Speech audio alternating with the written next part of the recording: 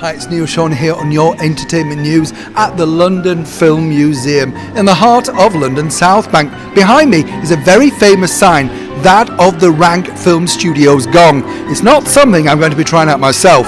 Welcome to the show and welcome to meeting some of the brightest stars in Hollywood and in the UK. Let the show commence. Hey, what are you doing here? You're not supposed to be here. Well, this is where we make them. You're sitting where you see them from.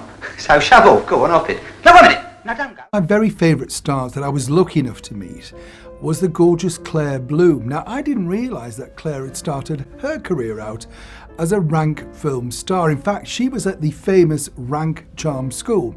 And as she told me, it was the sort of place that you went along and they hopefully turned you into an actress stroke lady. And again, you know, you have lots of stories about these particular sort of venues that they went to. And basically, Claire said to me that her role at the Rank Charm School was simply this, that you were there to learn deportment, perhaps some musical lessons, that sort of stuff. And also, you were then asked to attend things like the Rank Film garden parties, or perhaps a cinema opening. So you got a taste of what it was going to be like when you were going to be like a movie star yourself. She described it really as part Lee Strasberg and part sort of Vanity Fair. She said, you know, you just had to learn to get along with the groove. Of course, the whole Charm School had men and women.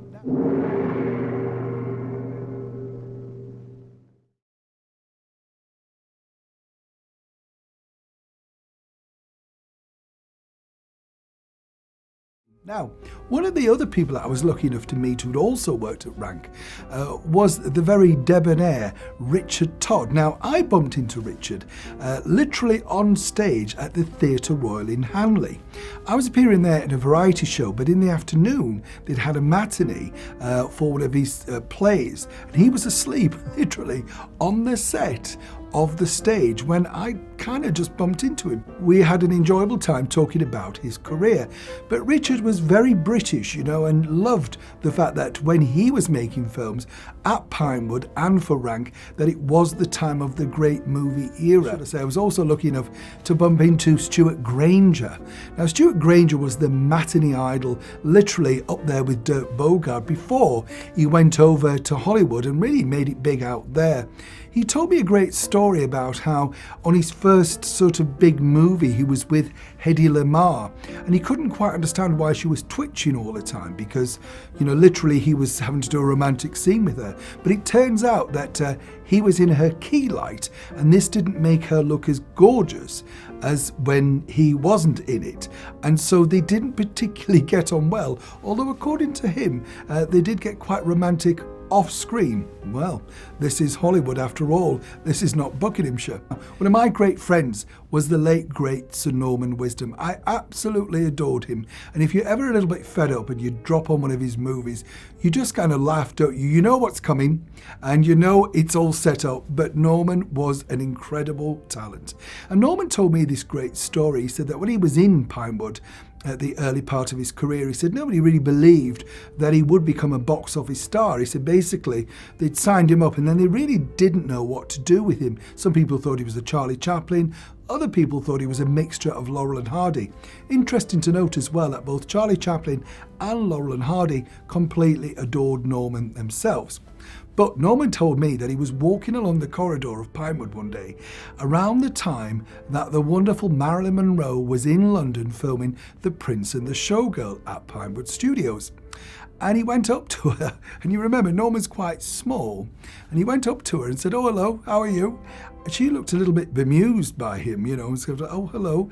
And then she thought he was really cute, and according to Norman, picked him up by his lapels, kissed him on the forehead and then put him back down. He said he literally floated off. He couldn't quite believe he'd been kissed by Marilyn Monroe. And apparently she did go to his set to see what he was doing as well. So contrary to all the stories about her being fed up and miserable and depressed, I really do think that she wanted to get involved. And apparently her time at Pinewood was quite enjoyable. Maybe all thanks to Sir Norman. Is the late great Sir Roger Moore. Now Roger, I was lucky enough to interview him on quite a few occasions, but what I loved about Roger was he never really lost his sense of fun, and he said that becoming James Bond was obviously the biggest thing of his career. But the big thing for him was when he did his first outing as James Bond. And I said to him, when you were going along to the premiere that night, were you nervous? Did you think, what if they don't like me? And he said, well, no, not really. I don't really bank the money. Now, what was more interesting, he said, he got excited at the end of the film when it says, made at Pinewood Studios, London, England. He said, that's when I knew I'd arrived. And he really did enjoy being James Bond. And for many, after Sean Connery, as he would admit, he was the ultimate in the Bond franchise. Of course, today we have Daniel Craig, who I've also been lucky enough to meet, along with many Bond girls, including Jane Seymour, all of the people that you kind of think, wow, these were incredible people. And they all worked there. But for me, you see, Rank Film Studios was probably the biggest influence growing up, because although there were the smaller studios like Ealing and of course big ones like Shepperton too, I get all of that, but Pinewood seems to have stood out for so many, and I think it goes on today, thanks of course to the brilliant franchise that is Bond. And don't forget, we should have another Bond later this year, fingers crossed.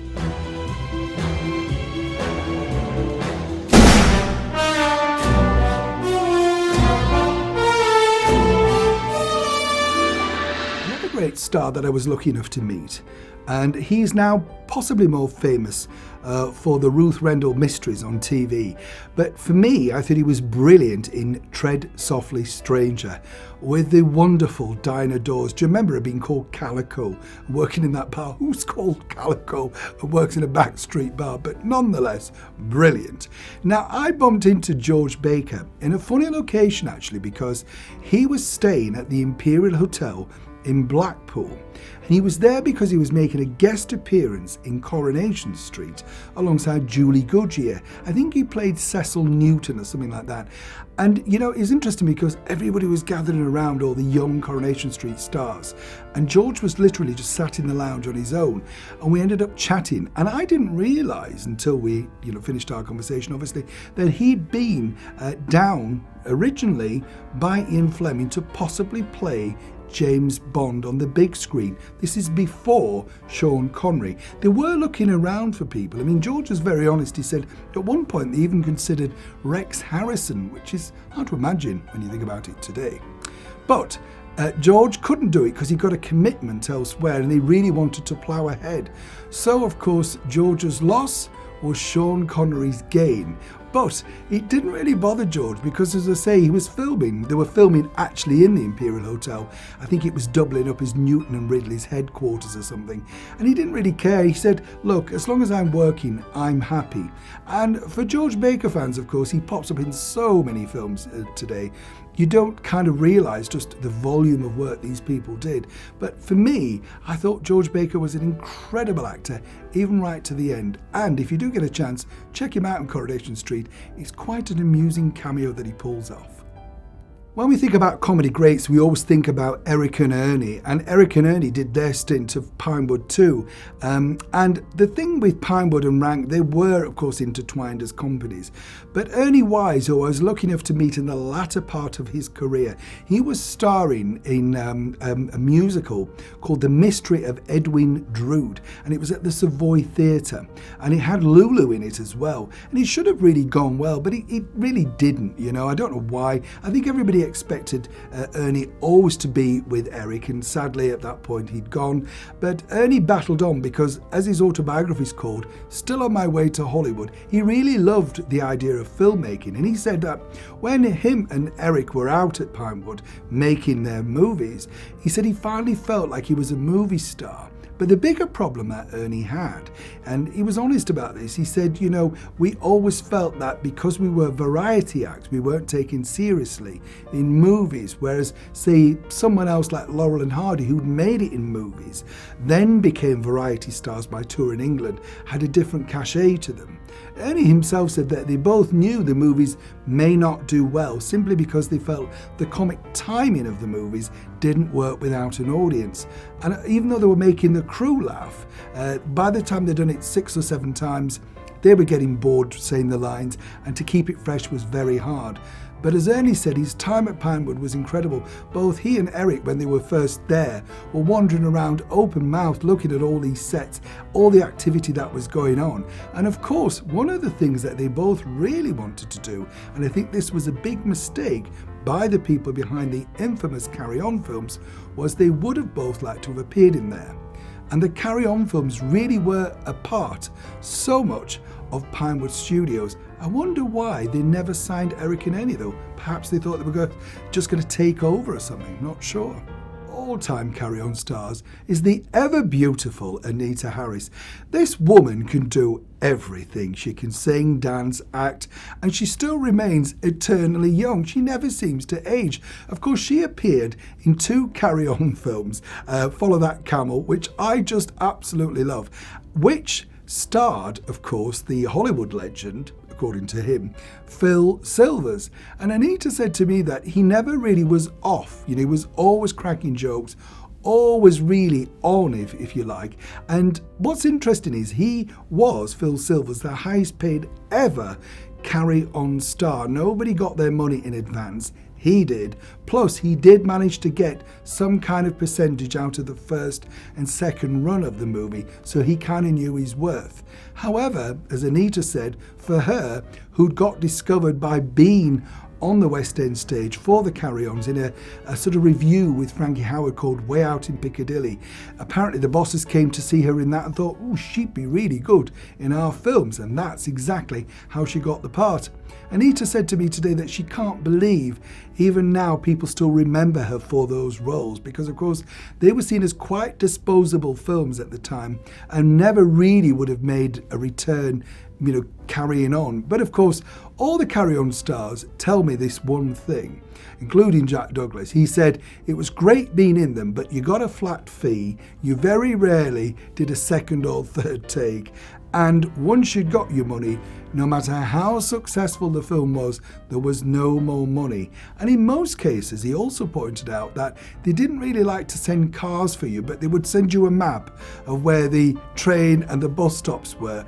And apparently, and this is true, according to Jack, sometimes you could go past a bus stop if you had a car and see some of the most famous names in movies all stood waiting for the bus back, of course, into the local train station.